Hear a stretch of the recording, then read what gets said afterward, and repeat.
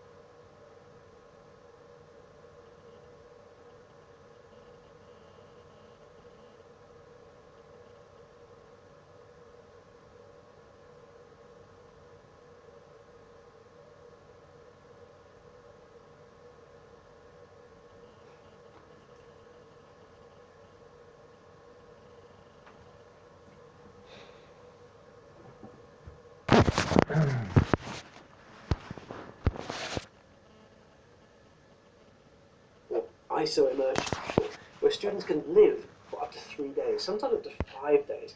It's basically a chance to interact in a more realistic environment, which is very cool. There are kitchens, sleeping quarters, and things like that.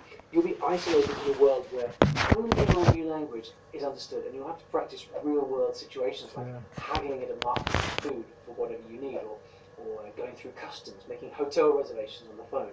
Quite cool. For Russian, the teachers would set up scenarios like, one time we made it seem like we were going through an airport. We had to go through that speaking Russian. And there'd be some kind of variable that would get thrown in. The security guard would be angry because we were missing some documents or something. They build little scenarios. They're kind of like mini speaking days to practice using the language. So even if you don't get to travel to those countries, they still set up those kind of opportunities. And all of this is designed to help bring an appreciation for the culture, obviously. There are cooking days, dressing in traditional clothes, storytelling days when you hear about legendary warriors and heroes. It's really quite something. All in all, each graduating class goes through 3 of these immersion events during their course. See, maybe that's what we've been missing out on all in all. We're sort of dressing up and cooking exotic food. I think that's the secret. But seriously, going the extra mile like this really does wonders for not just absorbing the language, but understanding the culture too. Because remember that some of these recruits are only 17 years old. They've never left home. I mean, when I remember back to what I was like when I was 17, I knew nothing at 17, certainly knew nothing about the world. So it's not just about the language. There's a lot more that you need to prepare these kids for. And I'm fairly sure that that's what the military had in mind when it introduced this next feature, simulations. Now imagine that you've been deployed and your task is to go out and hire interpreters to help the troops in the field, or maybe negotiate a border crossing. Well, that is what simulations are designed to prepare you for. Here's a role-play scene in a mock village. See if you can figure out what's going on.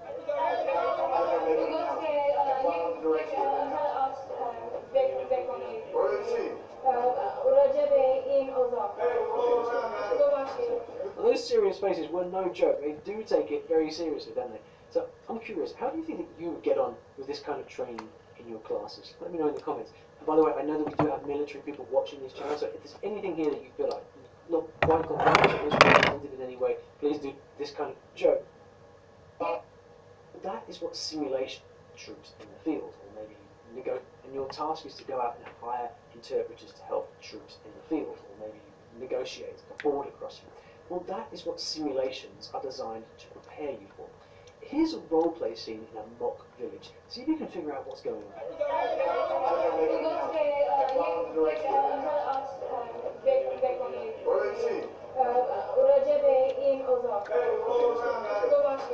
Well, those serious faces were no joke. They do take it very seriously, don't they? So I'm curious, how do you think that you would get on with this kind of training in your classes? Let me know in the comments. And by the way, I know that we do have military people watching this channel, so if there's anything here that you feel like not quite got right or misrepresented in any way, please do let me know in the comments. But for some languages, you can even do an immersion trip abroad. In fact, 15% of students are selected for an overseas trip of some kind, which has got to be extremely motivating. Going to Korea was always a big motivation for me.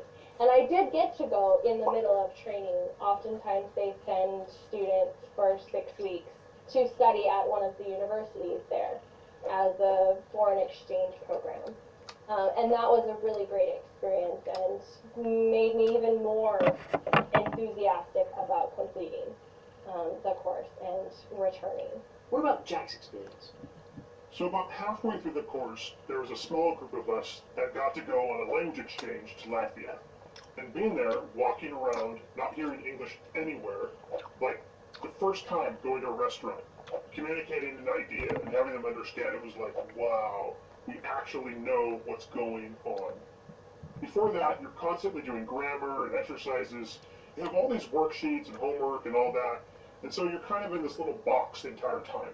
And so on our first opportunity to go out and use the language, we were thinking, this is kind of cool. It's not bad. It was good motivation moving forward. Hallo, liebe Anlegerinnen und Anleger. Ja, ich bin es, Harry Weinfurt. Keine Sorgen, Sie sollen heute keine Preise erraten. Ich will Ihnen auch nichts verkaufen, ganz im Gegenteil. Heute wird... And this language exchange was 5 or 6 months in. How did the soldiers do? It takes more than 5 months to get really comfortable. But I could get around, I could travel, go get a bus, go to restaurants, have basic conversations, you know. But yeah, it was nice motivation to move forward from that. Cool. So I thought I'd quickly show you a typical day's schedule at the DLI, just to get an overview of what it's like. And a hint here, if you think the only work after class is a healthy run around the track in army boots, well, you're going to be wrong. First of all, remember, this is proper military, which means all military rules apply. At 5:30 a.m., or should that be 05:30? I don't know. Anyway, you wake up, you make your bed. Yep, just like this. Then you have to do chores, take out the trash, and all before breakfast. You have to be at the parking lot by 7 a.m. for reveille and formation, and when formation ends, you have 25 minutes before class. Classes then go on till 3:30 in the afternoon, with a lunch break, of course, you get that. And at 3:30, when the day's classes are over, you must quickly get into your PT uniform and hustle to get to the proper venue for an hour of physical training. Then, of course, it is dinner time. 7 p.m. is mandatory study hall time. You can go to the library if you want, but otherwise it's in your room with the door open, studying. Yeah, so this is probably also a good time to finish your homework. Now it might be 9 p.m. by the time study time ends, but then you have to go to iron your uniform and get your boots clean, because at 9:45 there is bed check formation. And if you think you can get to sleep after that, not a chance. It is study hour again. See, I bet most of you are now appreciating the absolute luxury of learning the language from your living room, right? Anyway, where were we? Curfew is at 10 p.m., but by this hour, I have no doubt that these guys and girls are pretty much passing out, but only if their homework is done, of course. And then it is sleep and repeat. And I bet they are looking forward to Saturdays, because you do get weekends, right, guys? On the weekends, usually people are pretty good with trying to go blow off steam, go travel somewhere, do something good. But also, you have this cloud over you at all times. Like, I could be studying my verbs, or something like that. You feel guilty not doing homework, because that's all you do all year. I am all for blowing off steam and not just studying verbs on the weekend, let me tell you. But before you decide that this is definitely not for you, let me tell you about one really fun aspect of the training at DLI, which is the students will prepare for an annual open house in May, which is called, appropriately enough, Language Day. Several thousand visitors come to this event, and you may even have been to one yourself, in which case I want to hear all about it in the comments.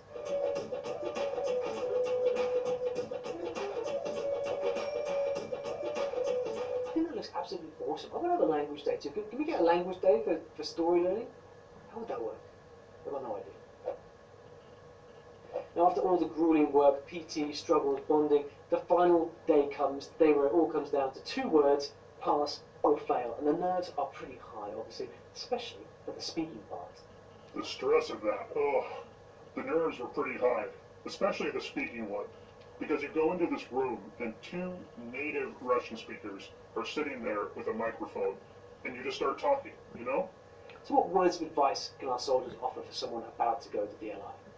Finding something about the language to love, something that you can be enthusiastic about, that will help you get through learning the language, because it is really hard, and the language program is meant to push you really hard, and lots of students get washed back or get dropped out and sent to another job. So if you find something that you can love about the language or about your target country, then that will really help you. Definitely true for any language learning mission. And Jack? You're there for a while, so have fun. The big thing to do is, and this is what I tell people even now, like when we get a new person into our squadron who's just coming out of training, appreciate where you are. Because first off, there's so many people who would love to have the opportunity to go to DLI and learn a language. And on top of it, you're getting paid to learn a language. So appreciate being there, you know? It's such an amazing thing. The fact that when you're in class, there's this native speaker who's personally teaching you this language. That's a very, very unique opportunity. So just enjoy it. Think about how cool it is that you're there right now. The fact that it's tied to our career adds a bit of pressure to it, but ultimately you're studying a way to explore new aspects of the world. Relax, enjoy it, and be grateful. I like that. Now, I know a lot of people watching this will be saying, man, I would happily pay whatever it takes to be able to take this amazing intensive training. So as promised, here are two resources that you are going to love, direct from the Defence Language Institute itself. Firstly, you've got GLOSS. This is a global language online support system, and recruits from the DLI can use this to listen to a weather forecast in Honduras, go through a Spanish accent library, listen to recordings of Albanian conversations. It is an incredible resource. First of all, anyone can tap into this online. The link is in the description below. But there is more, because remember the DLAB test I told you about earlier, the one in the made-up language, the entrance exam? Well, if you want to experience that, you can actually buy a practice DLAB test right off Amazon. Again, link in the description. But remember that the US military are not the only ones teaching languages intensively like this. Mormon missionaries are also doing some incredible stuff over in Utah. And if you click this video, you can see exactly what it is. Возвращать проценты по кредиту клиентам, которые пользуются картой халва, это наш принцип Совкомбанк.